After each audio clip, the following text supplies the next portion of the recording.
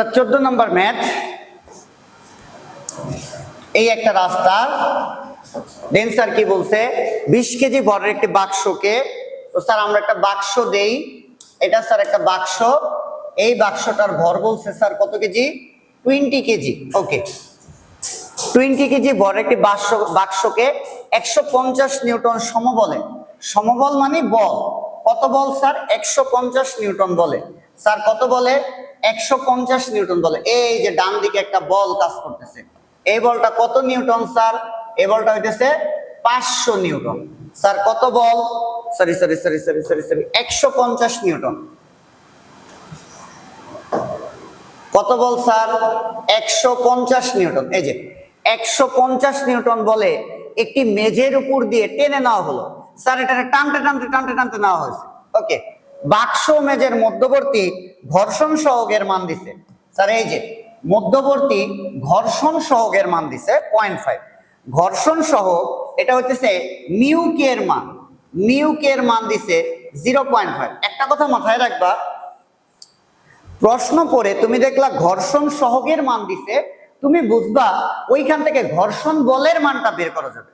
ঘর্ষণ সহগ মিউ কে এর মান দেওয়া থাকলে ঘর্ষণ বল এফ এর মান বের করা যাবে। এরপরে আগে, এরপর বাক্সটিকে ঘর্ষণবিহীন মেঝেতে একই বলে টানা হলো।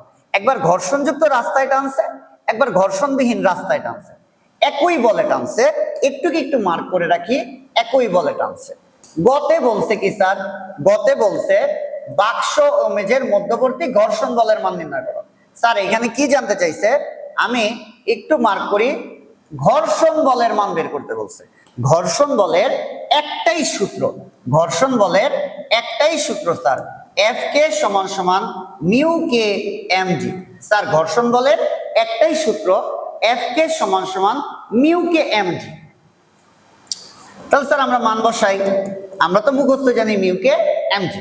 ওকে, তাহলে আমার মিউ কে যেটা কিনা ঘর্ষণ সহগ, আমরা বলি গতীয় ঘর্ষণ সহগ, এই মিউ কে এর মান বলে দিছে 0.5।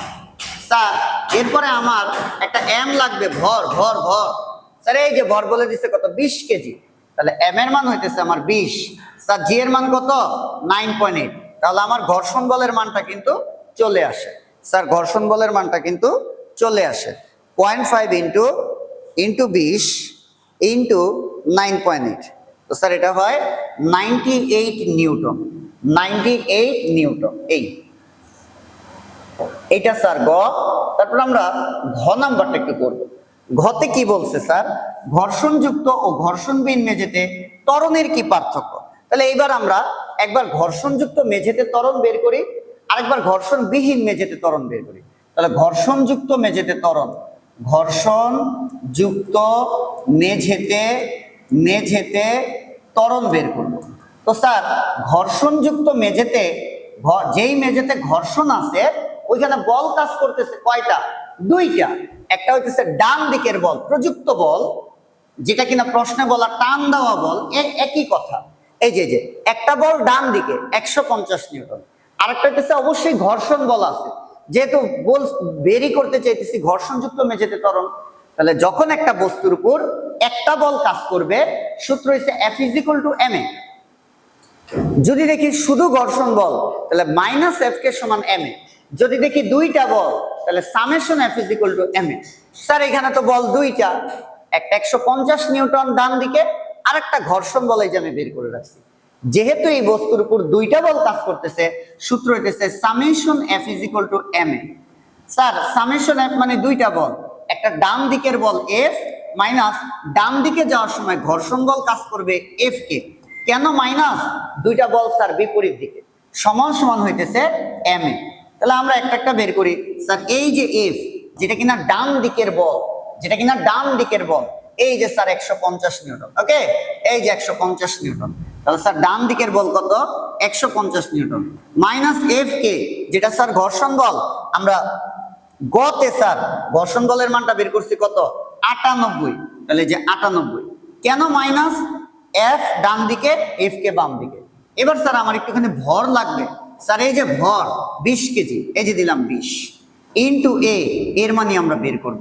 তাহলে 150 - 98 ভাগ হইতেছে 20 সমান সমান a। তাহলে স্যার এইখান থেকে ক্যালকুলেশন করলে আমরা ত্বরণের মানটা পাবো 150 বিয়োগ 98 ভাগ হইতেছে 20। ত্বরণের মানটা হইতেছে 2.6 ms ইনভার্স 2, 2.6 ms ইনভার্স 2।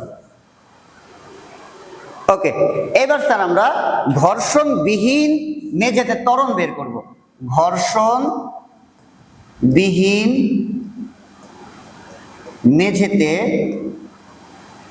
মেঝেতে ত্বরণটা বের করব। তো স্যার দেখো ভালো করে খেয়াল করো, এবার আমরা ধরে নিলাম ঘর্ষণ নাই, তাহলে বল কয়টা? একটা। স্যার এই বস্তুটায় ঘর্ষণ বল থাকলে বল কাজ করবে দুইটা। এখন ঘর্ষণ বিহীন মানে ঘর্ষণ নাই, তাহলে বল একটা। কোন বল? যে বলে টান দেওয়া হয়েছিল। ঘর্ষণ নাই তার মানে বল একটা। স্যার একটা বল থাকলে আমরা সূত্র বসাবো কি? F সমান সমান ma। তাহলে স্যার ত্বরণ কত? A সমান সমান F ডিভাইডেড বাই m। এটা আমরা দিলাম A1, এটা আমরা দিই A2। স্যার ঘর্ষণ বল না থাকলে এই যে F, এটা তো ওই যে ডান দিকের যে বলটা, প্রযুক্ত বলটা, এই যে কত নিউটন? 150 নিউটন। এই যে বলছে 150 নিউটন। এই যে দেখো ঘর্ষণবিহীন মেঝেতে একই বলে টানা হলে তার মানে বল হইতেছে স্যার কত? 150 নিউটন। বল হইতেছে কত? 150 নিউটন। স্যার আমার ভর লাগবে, ভর এই যে বলে দিছে শুরুতেই 20 কেজি। তাহলে স্যার ভর হইতেছে 20। তাহলে আমার A2 এর মান এখান থেকে চলে আসে, এটা আসে 7.5 ms ইনভার্স 2। স্যার এখানে ওরা জানতে চাইছে ত্বরণের কি পার্থক্য, পার্থক্য বা পরিবর্তন করলে ত্বরণের পার্থক্য। ত্বরণের পার্থক্য বললে 7.5, বড়টা থেকে ছোটটা আমরা বিয়োগ করে দিব। -2.6, এটা হয় স্যার 4.9 ms ইনভার্স 2। তো স্যার আমরা বিয়োগ করলে আশা করি ত্বরণের যে পার্থক্য সেটা চলে আসবে।